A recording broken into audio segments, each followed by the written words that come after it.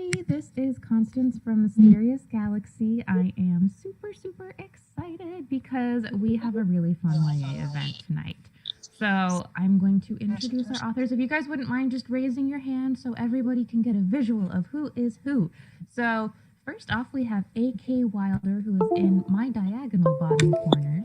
And we are here to celebrate her new book, Crown of Bones, and I'm really excited because both of the authors we have tonight we are going to be reading for our YA book club.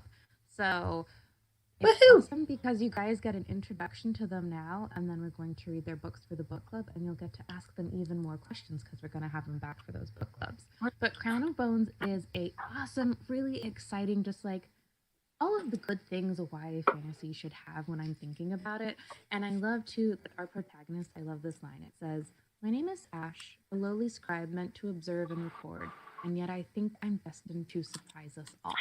And that just, I'm like, I love a protagonist where you're like, oh, I did not see that coming. And then our other two authors that we have in the house, a good romance, especially during these times, does everyone good, and we just all need one. And it is called In the Penalty Box. And we have Lynn Rush, who is right next to me, and then Kelly Anne Blount right below me. And this is a really super fun romance, and we have a hockey player and a figure skater who then must play hockey, which I grew up knowing some hockey players on our team, so I'm just like, oh goodness, the interesting things that could happen amidst all the things that happen with hockey games and whatnot. And I'm going to go ahead and pass it off to Kellyanne. But before I do, really quickly, the Vanna White section. As you guys all know, if you have a question, make sure that you ask it down below. There is going to write down where it says ask a question, as the name would imply. If you click that, it will pop up a box and you can enter your question. Make sure to take advantage of that. It's one of the best part about events. And then also, I am a bookseller, so you know I'm going to plug these amazing books. If you would like to read them, make sure you hit the buy book and signed book plate button down below. Book plate. Ooh, English is hard sometimes. And you will get the book as well as a signed book plate by the authors. I will see you guys at the end of the event and have a great conversation. Bye. Thank you. Oh, Thank wrong you. person. Oh my goodness, wrong person. Sorry, guys. Sorry, Kelly. Okay. This is working. Hello. Hello, friends. Okay. So, I'm super excited to be here tonight with you all. I want to say a major thank you to Constance and everyone at Mysterious Galaxy Bookstore. We are so excited to be talking all things YA, all things Crown of Bones, and all things in the penalty box. And remember, if you have a question, leave it below. Click on that Ask a Question button. You can also leave comments and questions in the chat. We'll see them as we go through, and we will do our best to answer all of your questions. So, as we had that awesome introduction, A.K. Wilder, a.k.a. Kim, has co-written the book Crown of Bones, which is described as a mashup of Harry Potter meets Lord of the Rings meets Game of Thrones. I'm not sure if it can get any more epic than that. That is pretty incredible. And she also writes under the name Kim Falconer. So Kim lives in Australia. You can check out her Instagram with all of her amazing kitties. I'm obsessed. We have lots of cats and a dog and a baby. You may see any of them, or my husband, who knows? They may all run through at some point. So I'm super excited to be here tonight with you, Kim. And of course, I'm super excited to be here with Lynn, my co-author for In the Penalty Box, which we describe as Friday Night Lights meets The Cutting Edge. So for those of you who have seen The Cutting Edge or Friday Night Lights, this is just a delicious YA reverse sort of take on The Cutting Edge, and of course all those good small town feels from Friday Night Lights. So, okay, remember, questions in the question box or in a comment below, and I've got some questions to start us off with. So, first of all, Kim's book is incredible. I think Lynn and I were able to get some early release peeks Oh, at your book, and And incredible. you're right there. Whoop, whoop. So can you tell everyone a little bit about your new release, Crown of Bones, and maybe just don't give any spoilers, but let us know what it's about and the genre and all that. We are excited to hear. Okay, thank you. Thank you so much. And I've loved meeting you through our shared book birthday date, which Yes. astrologically is really cool for us all. Crown of Bones is a YA fantasy, and it does have an ensemble cast. So we're looking through different points of view, mainly through three characters. And these are young characters who start out with very divergent goals, and the goals kind of dovetail together, but their ideas of how to execute those goals and reach what they want can be very different. And it takes them to places they never imagined. They're going on a journey, of course, it's fantasy. Boy goes on a journey, and girl goes on a journey. They find out right away that nothing is what they expected, and they pretty much run into trouble after trouble, escalating until every chapter puts you right in the like, it can't get worse. It gets worse. It can't get worse. And worse. So it challenges them to the core, and they grow in different ways. And we'll see that growth arc through all three books. It's the first of three books to tell the whole story of Amasia. And yeah, the magical element, I'm told, is very unique. And yeah, I think it will surprise you. I hope you love it as much as I do. It's been my heart. So, Crown of Bones. Definitely, definitely. Okay, let's go over to Lynn. Lynn, what can you tell us about In the Penalty Box? Well, you said earlier it was a mashup of Friday Night Lights and the 80s fun, cute, flirty, cutting edge. And it's so true. It's just a little reverse. It's not the boy going into figure skating. It's the figure skater going into hockey. So I write Brody, the hero there, and he's the star. He's the captain of the team. He's not quite sure what to think of this ice princess coming onto the team. Obviously, he wants to take the state championship, so anything to get a good team. But he's a little bit attracted to her, so that causes trouble. And so I'll lead into Kelly can kind of talk a little bit more about Willow and the story too. Yeah, so Willow is an elite figure skater who's coming off of a devastating injury, a torn Achilles tendon, to be specific. And without giving too much away, she is rehabbing and sent home to a small town in northern Wisconsin where she's sharing a house with her father, her grandfather, and then herself. And her mom is taking contract nursing jobs just to make some extra money. So, she is in a completely different world. Oops, I think we lost Kim. Hopefully she'll be back. She's in a completely different world, and she really wants nothing more than to spend as much time on the ice as humanly possible. So by doing that, she, kind of accidentally falls into a pickup game with some hockey players, and, she enjoys herself. So the story really has some really cool arcs for both characters. And I think Willow is, really determined, but also has weaknesses. And I really enjoyed writing her character. And I hope you all love her. Kim, we're glad you're back. Can you tell us a little bit about how Crown of Bones came to fruition? It's interesting because I just come off writing a 6-book series in a very different story world, 2 worlds really, with a porthole connecting them. One was dystopia connected to this beautiful magical hegemony of Gala, and the characters that had in that story had arced over thousands of years. It was a history of their lines and all that. So I was incredibly enmeshed in that, and I wanted to write something completely different. And I just wanted to let it come to me. And two things really sparked it. One was I had an image on the wall, a print of a John Waterhouse painting. He was an 18th century painter, and it was called The Siren.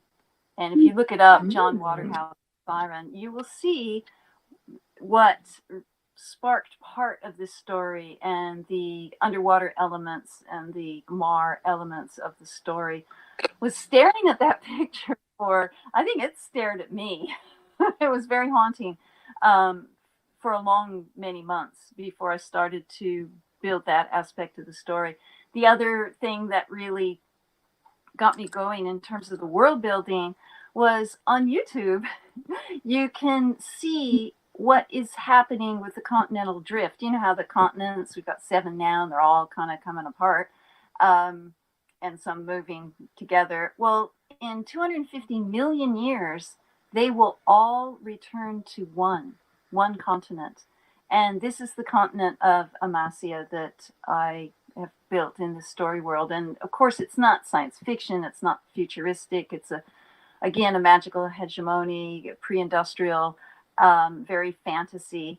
But that, just watching those continents come back, I thought, well, what's happened to our DNA? What's happened to the peoples of this world? I wanted to write it. So I did.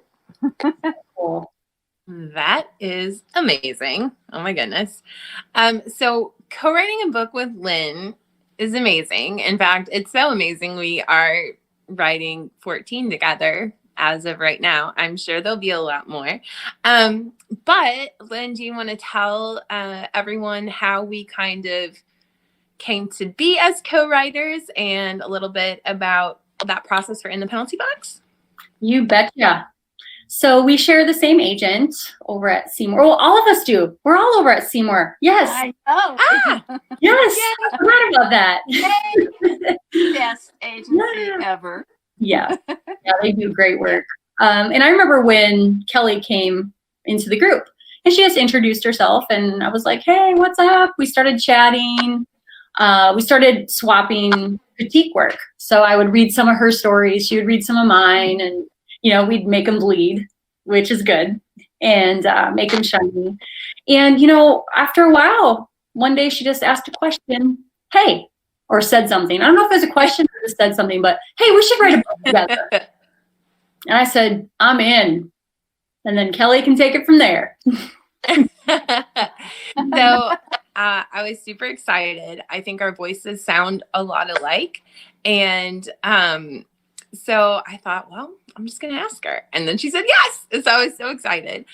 We went ahead and set up some Google Docs and Google Excel sheets and really got things going. We developed the characters, which of course develop in their own time as well. But, we have some basic facts for the characters, what they look like. We might also have a picture of someone that, we think in our minds. You can see we've got a Pinterest board with In the Penalty Box. We also have Pinterest boards for Twin River, and I believe we have one open for the sequel of we might. In the Penalty Box. Yes. So, we like to visualize things, and then we went ahead and made an outline. And Lynn is a pantser, which means right by the seat of your pants. I used to be a pantser, but I was like, if we're going to write together, we need to know what the heck we're writing. So we just made kind of a brief outline, a couple sentences under each chapter, just saying maybe where it was going to take place and, the goal and the motivation and the conflict of each chapter to make sure it pushed the plot forward. And we began writing, and it didn't actually take us too long. And I was telling them, I think Lynn and I were talking about it yesterday, and we went from 100,000 words to 90,000 words, to 70,000 words or 80,000 words, back up to 100,000 words. And we settled somewhere around 89,000 words. with the help of our amazing editor, Stacy at Entangled.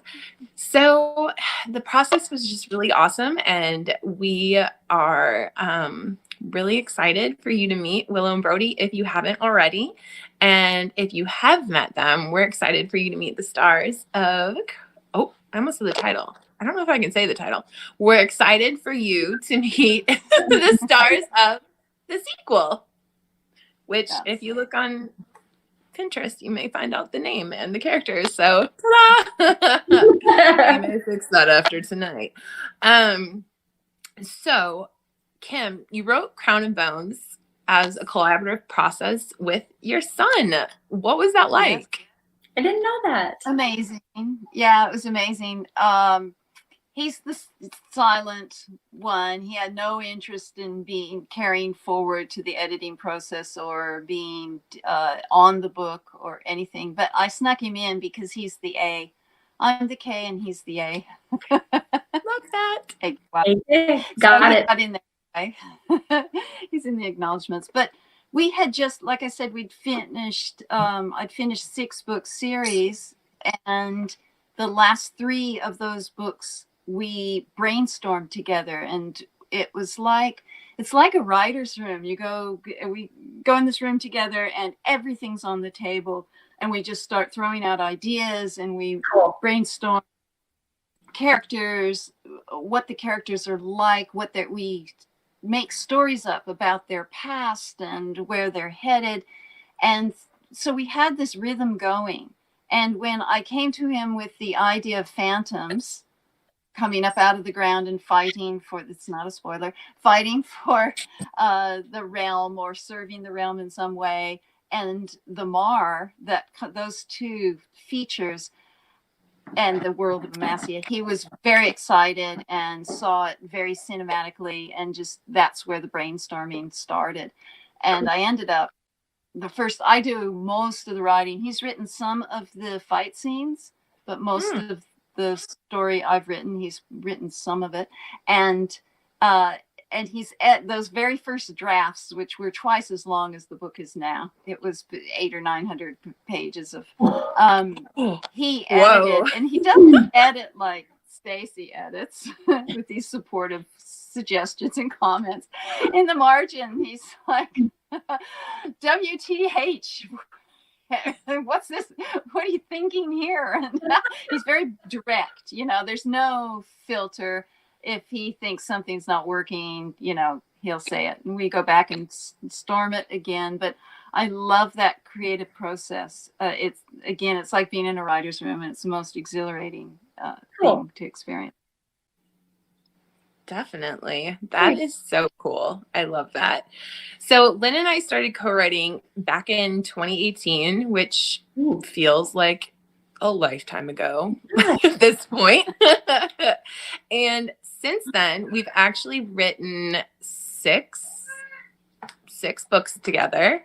And we have 8 more to work on, which we're super excited about. The 6 that we have, mine is in the penalty box, which of course is now out. So 5 of them are in like various stages of edits.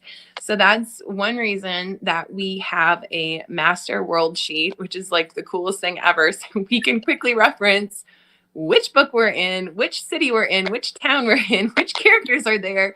And then, of course, in the penalty box has some nods to Twin River, and Twin River is going to be our next series. So then there's some crossover. So we need to keep all of that straight, which is super helpful when you have a spreadsheet of everything. Lynn, what are some of your favorite things about co-writing? Ooh, my favorite things. Well, honestly, I look forward to chatting with you every day. There's a lot of things I love, but just knowing, hey, we're going to check in today. We're going to talk about everything, but yet we're going to talk about writing. We both do this full time. This is kind of our life. And to be able to share that with someone every single day is cool. And I appreciate that because it's grown into even more. Like, you're one of the first people I contact when something's wrong, when something's good, when all of that. So I think that's been the best part, and of many really good parts. How about you? Aw, that's so nice and so true. Because I call you all the time, even if it's not book related. Yes, we have definitely drawn super close. And what's so interesting is we were literally strangers in 2018. I mean, didn't know each other until boom, I signed up and was like, hello, I'm Kelly. Be my friend. No, just kidding. It's nice to meet all of you. So yeah, the daily check-in, we get, a lot of people ask, like, how do you write so many books? Like, how'd you write 5 books this year? I think we're like well over 200,000 words each for books that we've written together. And we've also written projects singly as well. And people always like, how do you get so many words done in a day or in a week or in a short amount of time? Because we can knock out a book in about a week and a half if we need to. Hopefully we have a little bit longer time. But even if it's a few months, that daily check-in that we do is so helpful because, when we have so many projects going on, sometimes it's hard to remember what is what and keeping everything in line and in our brain and on the manuscript, on the pages. So it'll be like, okay, hey, I'm writing Willow's chapter 33 today. And then I'll quick, send over a text message and be like, hey, Lynn, I finished. And then she'll hop on and, we have to work around mostly my schedule. I have a toddler and she is adorable. Feel free to check out my Instagram page, Bella Rose Blount, who is dancing to Dolly Parton. She's adorable. But toddlers take up a lot of time. So my schedule is a little bit different, but I try and wake up a little bit earlier in the morning before she does. And there's nap times. And of course, when she goes to bed at night, I try and get some work done as well. And my in-laws are super awesome and watch her one day a week. So just having a lot of communication helps things run very smoothly. And we can always, fill in for each other. If I don't feel good one day, Lynn can help with a chapter. And then I can go through and kind of, add the female voice over it if it isn't quite what I was thinking or, whatever. We brainstorm, we do all kinds of things. We just work really good together. And I don't think that's, just always a given. So I really appreciate that. And I apologize. You just heard my phone texting. Okay. So we all write young adult, but different subgenres or genres within young adult. So Kim, what has drawn you to a high fantasy genre? What pulled you to that as opposed to writing, say, a young adult romance this time around? Fantasy is my favorite to read. It's always been my favorite. I read inside and outside the genre, fiction, nonfiction. I try to read as widely as possible, but I always come back and my favorites just reside in the fantasy genre. And this is my first attempt at young adult fantasy. And part of it was I started reading, prior to starting to write this, I started reading a lot of young adult. And it just grabbed me. There was just something about it. It's fresh, it's fast paced. It doesn't have some of the more latent layers of more traditional adult fantasy, even though those are fun. It just sparked me. It sparked me as a favorite, and I always write my favorite. I love that. Do you have a favorite YA fantasy? Not that you've written, but that you've read that you'd like to share? Mm-hmm. Oh, gosh. Daughter of Smoke and Bone, I think, was something about that storyline, the first book especially, Laini Taylor. That was very powerful for me. Recently, Once and Future Witches. And just blew my mind. That was really amazing. There's so many. I should make a favorite books list and put it up on Instagram in a little grid. Yes. good idea. Just shout them out. I love YA fantasy as well. And one of my favorite YA fantasies is the Inkheart trilogy. I could read and reread and listen and re-listen and even watch. They made the first one into a movie. I've got my fingers crossed for more. I adore, oh my gosh, y'all, if you love YA fantasy and you've read Crown of Bones, I recommend you also check out Inkheart. It is so good. Oh my gosh, it's so magical. It's giving me goosebumps just thinking about it. Ah! Okay, Lynn, what drew you to writing a YA romance novels with novels with YA? Yeah, I have a history of kind of YA-ish, new adultish type paranormal romance where, you know, angels, demons, vampires, ice slinging 17-year-olds that are genetically modified. That's kind of been my realm forever. I dabbled a little bit in young adult like romance, the contemporary stuff. And I was like, yeah, I mean, I like it. It's good. I really like a good vampire though.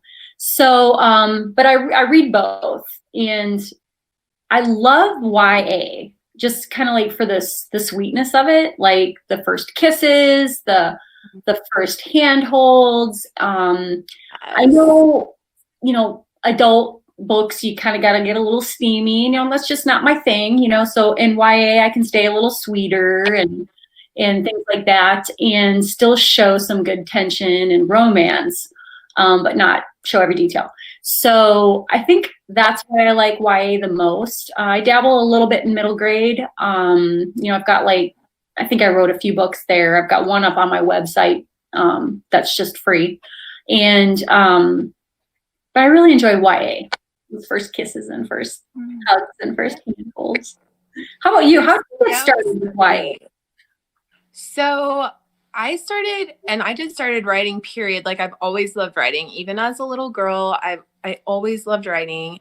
I remember in 5th grade, I wrote this like compilation of like short stories. And my 1st grade teacher, Mrs. Kasanovich, invited me to come read it to her class. And I was so pumped, and I did, and it was great. And I liked writing even before that, and I always loved reading.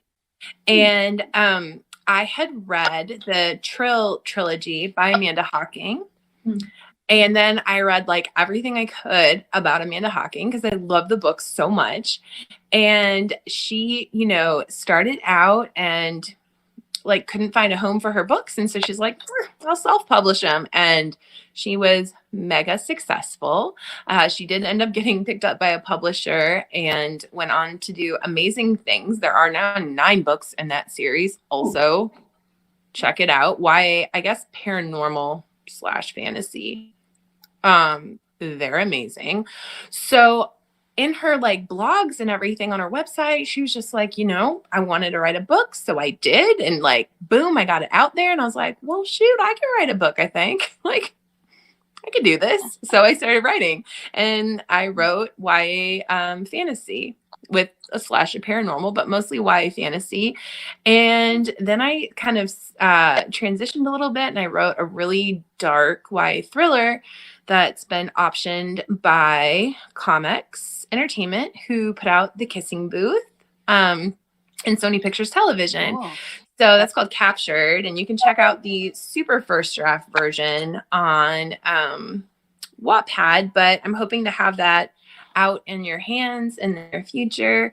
But yeah, I love balancing light with dark. And after writing a lot of really dark YA gritty thrillers, I am not into gore, but I am more into the like Gone Girl. Like you think, what is is my mind playing tricks on me? Girl on a Train. Like what is happening? You know, I'm more into that. And I just needed something like light and fluffy. And so I wrote this book that I titled Hank. Fiona, who's on here, has read it. And it's about this really sweet little corgi. And I was like, oh, feels. And so after I finished that, Lynn and I were chatting. And so, yeah, we just decided a YA romance was like a really good fit. And especially with the emphasis on sports, because Lynn and I are both like super athletic people. Kim is too. If you want to check out her yoga videos, holy smokes. So yeah, it just was like a super, super good fit. So I really enjoy it. I think there's always room to write what you're passionate about and, write what you love reading. And I think all three of us have done that. So yes. So Kim, authors have varied writing processes. We're writers. We can make our own language. I word for a living, and I still don't know a lot of them, so it's fine. We all do things differently. So what does your typical writing day look like? Morning. I get up in the morning. I do actually do morning yoga and meditation before anything gets too crazy. And I go straight to it. And I will have a goal. Maybe it's a chapter, maybe it's 3,000 words. If it's editing, it's, edit this section depending on what the time constraints are. And I just do it until I reach the goal. And there's no phones, there's no friends, there's no food, there's nothing except the work, the story. I'm just give myself to it completely. When we're in the end stage where there's a lot of editing and it's like sometimes, it's midnight because I'm in the other side of the world. Yeah. And you guys wake up and it's like, 2 a.m. for me, or it might be, midnight. And so there's some very late nights sometimes with the phone and Nick going, hey, you got to do this or do that. But in general, if I'm just writing story, that's my goal. And then when I'm done with it. I don't come back to it till the next day. That's my preferred way to do it. But the most important thing is I give it 100% priority. I treat it like a job. Everything takes second place to it. I think for me, it's the only way to give it the respect it needs to make it actually happen. That's been my success. Wow, that is amazing. Lynn, what does an average writing day look like for you? Woo! Well, I get up, I go run a few miles. During that, she means like 15. As you is 3. She means like 15 or more. Just gonna tell you all, she's normally run at least 7 miles before I've even gotten out of bed, and I'm 2 to 3 hours ahead of her. Just so you all know. Well, we live in the desert, sorry. so Continue. it's like 90 degrees at 5 a.m, so I have to go early. Right now it's freezing, as far as I'm concerned, freezing in the morning, but I'll get up and I have a little morning routine of devotions, meditations, and things like that. I'll go run, where then I start churning my characters. Sometimes I'll maybe read. If I'm writing, I'll read a little bit before I go run, like what I wrote yesterday or what Kelly wrote the previous day or whatever. And then I can kind of chew on it while I'm running. Sometimes I'm talking to Siri notes because something comes into my brain and I have to write it. And I'm obviously in the middle of the desert running. So I just talk it into, Siri. Thank God for Siri. I think I was out on a trail when I wrote the opening sentence to my second book ever published, which was funny. But anyway, so I'll go out and run, kind of hammer it out. I usually say, "Hey, Kel, I'm home." So let's check in. It's so funny. Hey, I'm home. Hey, honey, I'm home. But and then I spend the rest of the day, probably the next 8 hours, 6 to 8 hours straight. I'll take a lunch break. I'm starting to do a little bit of biking in the afternoon as well to kind of break up the day and break up the stress and the focus. And so that's usually, I try to shut my phone off around 6 o'clock, but sometimes an idea comes up and I'll, jump back on and type something out or talk to Siri for a minute. Or Kelly, hey, what I was thinking. I get a lot of that after I get off a bike or off a trail run. I'll be like, hey, I thought of something. And then sometimes it's not so good. And sometimes it's like, oh crap. And then sometimes I'm like, yay. How about you? What's your day, Kel? So I have tried to start waking up a little bit before my daughter, so I can have some time to get some work done in the morning. Mm-hmm. And then she wakes up and it is go, go, go while she's awake. Lynn has been on the phone with me many a time when I'm like, let me just call you right back. We are coloring on the wall or, doing who knows what. It's fine. So we have all kinds of fun. It's been hard during the pandemic. We really only have like one other family in our pod, and it's little Belle's best friend and a really great friend of mine. And so that is nice. Sometimes we do get to like see each other. Oh, y'all see? Cat. Kitten. So yeah, and then there's nap time, and I usually write during nap time, or we brainstorm, or we do whatever we need to do. We like use that time frame really seriously because it's quiet and it is work time.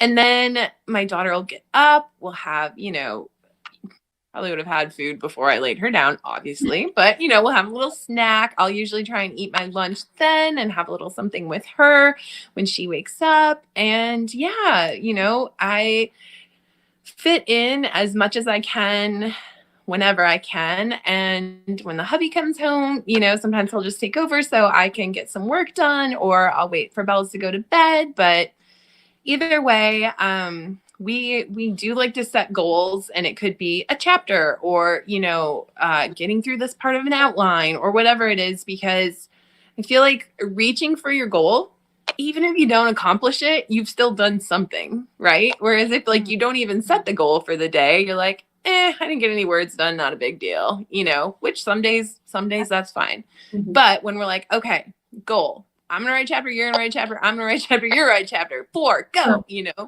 will, we tend to get a lot more accomplished. So, yeah, that our days are varied, but full of hard work. And yes, that's my kitty Cookie. You can see her little bum in the camera. She's real cute. So friends, we are going to take some questions. Oh, thank you, Donna. Donna just said, Lynn, Kelly, and Kim, best to all three of you on your books in the penalty box and Crown and Bones. Thank you so much, Donna. We are going to hop over to the questions. I have a few more. If we have time, we'll get through the ones that I'd kind of come up with. But we want to hear from you all. So Scott and Marie Hughes are on, and y'all, I've known them and they've known me since I was a little baby. And they saw the announcement for the event in their paper, and so they came. So hi guys. I think my parents say that you still owe a babysitting, so I'm just gonna bring Bells to you all one day in San Diego, and then I'm just gonna go in the sunshine. So just so you know, that's still happening. Just kidding, or not. Kelly and Lynn, how does the process of co-writing a book work? Woohoo! What do you think, Lynn? Well, we alternate chapters, and I write the male point of view in all of the books so far. I've written a couple of, the female point of views if we needed or if something was up, but mostly the male point of view. And like we mentioned earlier, a lot of times is, hey, I'm done with my chapter, tag, you're it. And then she'll write, and then I'll write, and then she'll write. During editing, it's a little bit different. Sometimes I'm one that I'm getting her done, and I go. Like, just kind of, it helps me if I take a lot of breaks, then I forget, and I lose track, and then I forget, oh, did we already mention that? Things like that. So I kind of like power through, and then Kelly comes behind me, and then I come behind her, and then we do one final together. So that's a little bit about it. How about you, Kelly? Anything to add? Yeah, using Google Docs, we're able to collaborate and both write at the same time, which is so we have this thing that like when we're writing, like so it's Lynn's turn to write and I've just finished. I'll like wait and I'll watch her write and then I'll like hit like enter, hi, and like stop her as she's writing. Which is always fun. Yeah, we just having a process where we can collaborate in real time is really, really cool. And also, phone, text, like all of that, we are on it with our characters, with our books, like making sure we're in the right world and in the right, mind frame with the right characters and everything. Like we definitely get immersed, I would say, in our projects, which is a really good thing. It really helps us like stay present and stay focused and, hopefully create the best stories possible. Let's see. Oh, yes. Heather asked in the question box if I had written down the bookstores that she gave from Wisconsin. Also, I want to say hi. Big fan of you and Lynn. How are you? I'm doing okay, and I'm following you on here. Thank you, Heather. Yes, Heather, I'm going to get some book plates out to those bookstores. And also, this is a good time to remind you all, we have signed, oh goodness, I said it. We have signed book plates. Lynn, do you have our signed book plates? Because I am so silly, I brought my book. You brought your book. Here, I got one. And I brought some fun little pre-order stickers. There we go. So that's our signed book plate. And if you pre-ordered the book, you will get a fun little swag pack if you haven't already in the mail, including a book plate. If you have not, we are going to be sending a nice big chunk of them to the bookstore, to Mysterious Galaxy. So please, please, please stop by and pick one up, and also pick up a copy of the books if you haven't already. And if for some reason they are not within your area code or it's too difficult, just, drop us a message. If you've purchased the book, we would love to provide a signed book plate for you. So keep an eye out. And I think we may send a little extra something fun. Maybe some of these in the mail to the bookstore. So if you didn't get them, yeah, pop on back to Mysterious Galaxy and on the laptop. Oh, I love it. Yeah. I love it. Perfection. All right, let's see. Ooh, this is a good question from Fiona. Hi, Fiona. So Fiona said, Kelly and Lynn, how did you decide on winter sports as your background? Personal experiences, the details are very specific. Why, thank you, Fiona. Yes, thank you. What do you think? Why did we pick winter sports? Well, we like to figure skate for sure. I mean, I played tennis. I was a one sport athlete, played tennis during high school and college, but grew up around the hockey rink with my dad until I was 13 or 14. And then I went inline speed skating. So it's the rollerblade ones, not the ice ones. So I had the skating stuff. But Kelly, you were, figure skating, lots of sports, just fit. Yeah.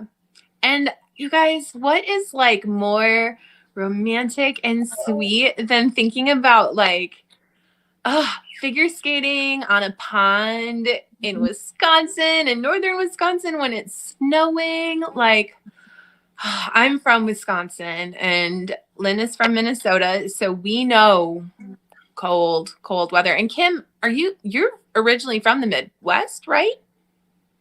No, my mother was born in Wisconsin. Lodi. Yeah. Oh my gosh. But no, I know where that is. Santa Cruz, Okay. California. That's okay. Yeah. I thought we had a connection. What I love winter sports. Spent some time figure skating, spent a ton of time at the rink with the best friend and her little brother watching hockey and all that good stuff. But I think it's so romantic. It does take place. There are other seasons during the book. You do like enter during summer, but being cold on that ice and having a cute boy there, like what could be better? Very cute. Here we go. Kim, what part of your book brought you the most joy to write? Ooh. Wow.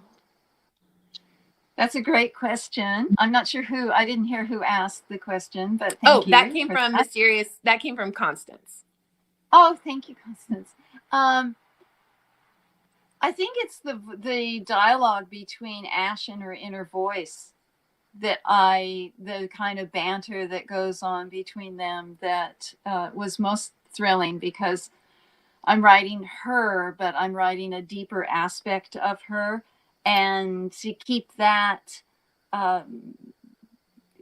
often it was like the greatest platform for humor I found. It was one of the greatest dynamic of making people, I've had people saying they were just cracking out loud between that dialogue.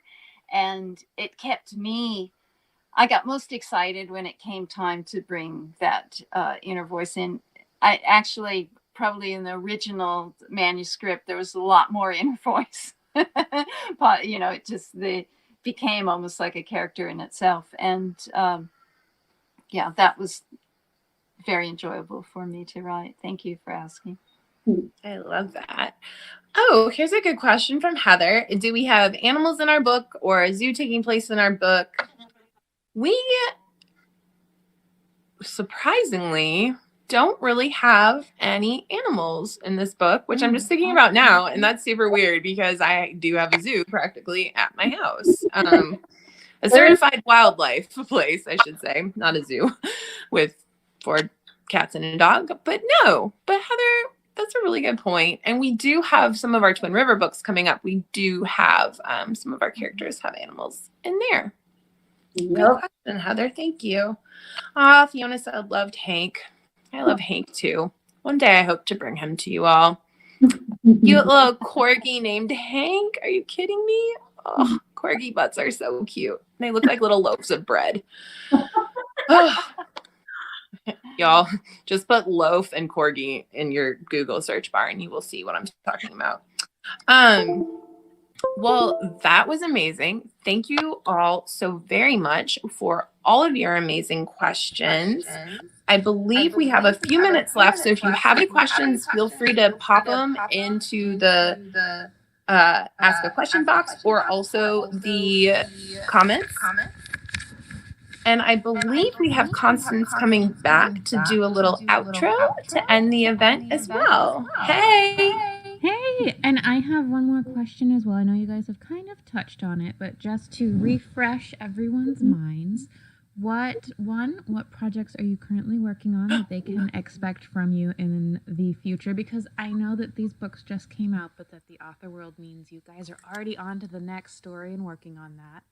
And then also, where is the best place for readers to stay updated via social media or a newsletter or a book? What's the best way for them to stay updated on the stuff you've got coming out? Awesome. Kim, do you want to go first? Oh, echo. Oh, I think we have a frozen. Uh-oh. Oh, I think Kim. Wait. Oh. We lost Kim, but she will hopefully be back. Yes. Lynn, do you want to tackle this one first? Sure. We have the sequel. Sorry, I think there's an echo. Hearing that. We have the sequel to Hunting Box already written, and that I think is slated to come out in March or April of next year, focusing on a different sport. And we mentioned earlier that we had a few other books written in Twin River. I'll let Kate talk a little bit about that whole line. Yeah. So we have a series of 12 books coming out. It's Sweet Valley High meets Gossip Girl, full of all the drama and breakups and sweet moments and first kisses and first I love yous that you could ever want. There are some just amazing characters that I cannot wait for you all to meet. There is some crossover, such as a specific not very kind character, we'll say, named Matthew Halliday, who, let's see, I don't think it's a spoiler if I say it. At some point, he is at a dance with some of the hockey players. So you will, including Willow, so you will meet him and you will get to know him even better in Twin River. So yeah, we have written the first 4 books. They're in various stages of edits, and we cannot wait to bring them to you. We're hoping for the digital release this year and followed up by some print in bookstores like the Mysterious Galaxy Bookstore. And we hope to have all kinds of fun swag and things. We've got a lot of fun stuff planned. You can connect with me anywhere at Kelly Anne Blount, and it's KELLYANNE BLOUNT. And you can connect anywhere online with Lynn at Lynn Rush Writes, LYNNRUSHWRITES. And then Kim, I think you may have missed the question, but it was, what are you currently working on? And where can fans best get a hold of you? Okay. I'm just testing to see if we've got feedback. Seems okay. Yep. My phone overheated. That's why I am so sorry. It's been technical. But this is working now, so that's awesome. akwilder.com. You can find me there. I've got a website where you can find out what kind of phantom you raise. You can take the quiz, find out what kind of phantom you raise. You can throw the bones and get a reading. There's lots of fun stuff to do there. You can check it out.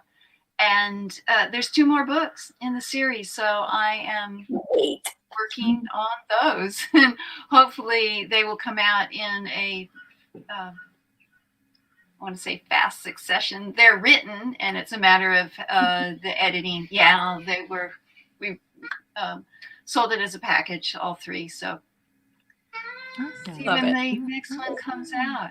Anyway, yay!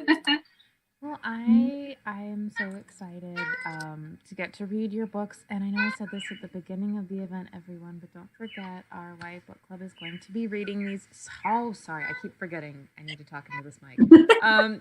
But don't forget that our YA Book Club is going to be reading both of these books, and we're going to be very fortunate and have the authors visiting on those meetings so that you can ask them even more questions after reading the books. And thank you so much to Kim, to Lynn, and to Kelly Ann for joining us tonight. It was a pleasure getting to hear you guys speak. And everybody, go out and support these awesome authors and buy their books so you can get even more from them. And we will see you all at the next event. Have a great evening, everybody. Thank you. Bye, guys. Great to see you all. Thanks for coming. Thanks, you too.